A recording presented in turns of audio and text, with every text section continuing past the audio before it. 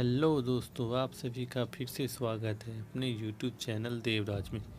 दोस्तों, आज हम बात करने वाले हैं इलेक्ट्रल बॉन्ड, जिसे चुनावी बॉन्ड भी कहते हैं। इसकी बात हम इसलिए कर रहे हैं क्योंकि हाल ही के दिनों में सुप्रीम कोर्ट ने इसे पूर्ण तरह निरस्त कर दिया था। इस पर पूर्णतः प्रतिबंध लगा दिया और जानते हैं हम, और इसके बारे में हम जानेंगे कि यह क्या है और इसे कब लाया गया। दोस्तों, इलेक्ट्रल बॉन्ड जिसे हम चुनावी बॉन्ड भी कहते हैं, जिसे सत्ताधार के दल ने वर्ष 2017 में इस विधेयक को संसद में पेश किया तथा इसे वर्ष 2018 से लागू कर दिया गया। इस बॉन्ड के अंतर्गत कोई भी व्यक्ति एसबीआई के बैंक में जाकर वह इस बॉन्ड को खरीद सकता था और यह बॉन्ड सिर्फ केवल राजनीतिक पार्टी को ही दिया जाता था, क्योंकि इस बॉन्ड में यह बॉन्ड कोई भी व्यक्ति या कोई कंपनी इसे खरीदकर किसी राजनीतिक पार्टी को दान दे सकता था तथा इस बॉन्ड को खरीदने वाले व्यक्ति एवं कंपनी के बारे में कोई भी जानकारी सार्वजनिक नहीं की जाती थी तथा उसकी गोपनीयता को बनाए रखा जाता था, जिस कारण से इस विधेयक को किसी भी दलों ने विरोध नहीं किया और इसे पास कर दिया। लेकिन यह विधेयक समय के साथ साथ लोकतंत्र के लिए काफ़ी खतरा उत्पन्न होते चला गया, क्योंकि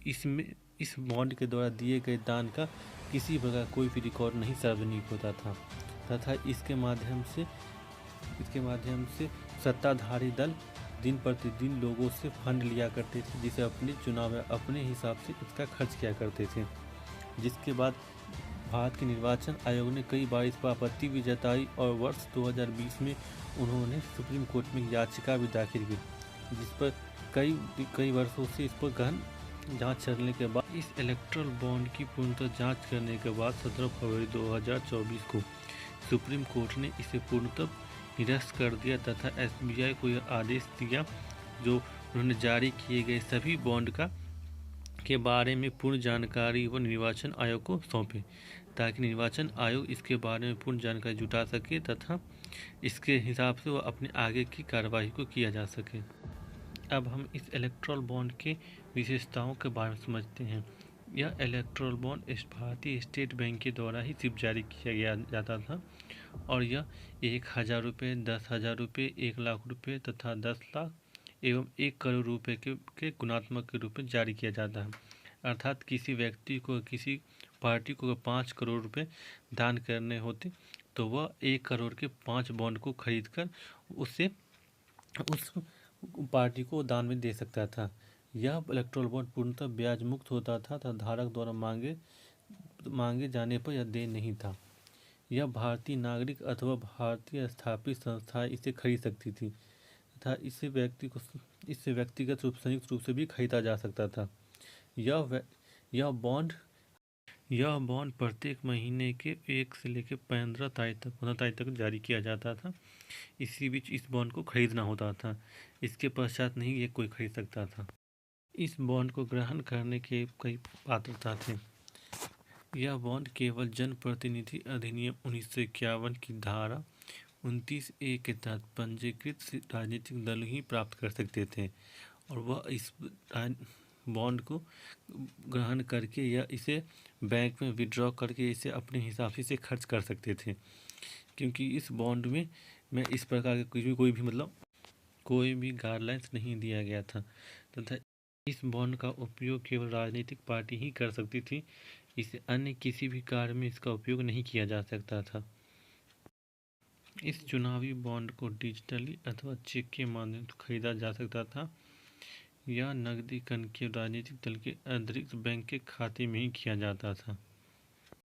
कई बार इस बॉन्ड को विदेशी कंपनी अपने डॉटर कंपनी द्वारा इसे खरीदकर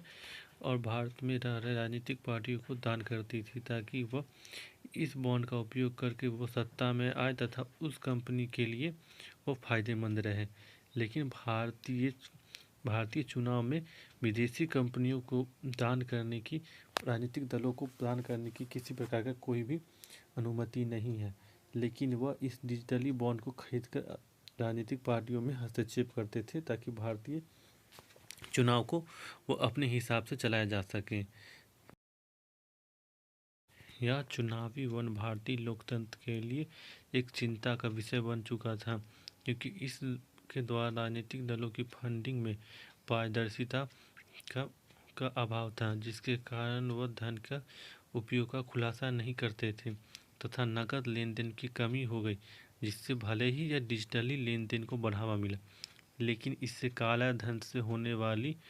गतिविधियां काफ़ी ज़्यादा बढ़ गई और तथा यह जो दानकर्ता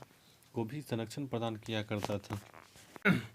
हम दिए गए चार्ट में साफ साफ रूप से देख सकते हैं कि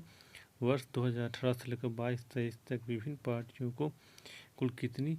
दान प्रदान किया गया, जिसमें सबसे अधिक लगभग 56% से अधिक संपत्ति सिर्फ बीजेपी को लगभग 56.5%,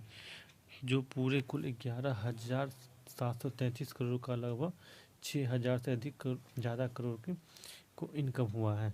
जिसका तथा इसके बाद डीएमके, टीआईएनसी, टीएमसी अन्य राजनीतिक दलों को प्राप्त हुआ, जिसे हम अन्य ग्राफों में भी साफ रूप से देख सकते हैं कि बीजेपी पार्टी को वर्ष 2018 से लेकर 23 तक बहुत सारे दान का प्राप्ति हुआ। इस डोनेशन का वह उपयोग वह राजनीतिक दल अपने फायदे के लिए किया करती थी तथा इसका कोई भी रिपोर्ट निर्वाचन आयोग को नहीं दिया करती थी, जिसके पश्चात सुप्रीम कोर्ट ने इसे करके अब भारतीय लोकतंत्र को एक नई मजबूती प्रदान की है तथा निर्वाचन आयोग एक स्वतंत्र और निष्पक्ष चुनाव कर सकती है। दोस्तों, इस वीडियो में बस इतनी जानकारी के साथ हम अलविदा लेते हैं दोस्तों, फिर से मिलते हैं एक नए वीडियो के साथ। तब तक के लिए धन्यवाद दोस्तों। अगर आपको यह वीडियो अच्छा लगे तो प्लीज़ इसे लाइक करें और आप तक आपने हमारे चैनल को सब्सक्राइब नहीं किया है तो प्लीज़ सब्सक्राइब करें।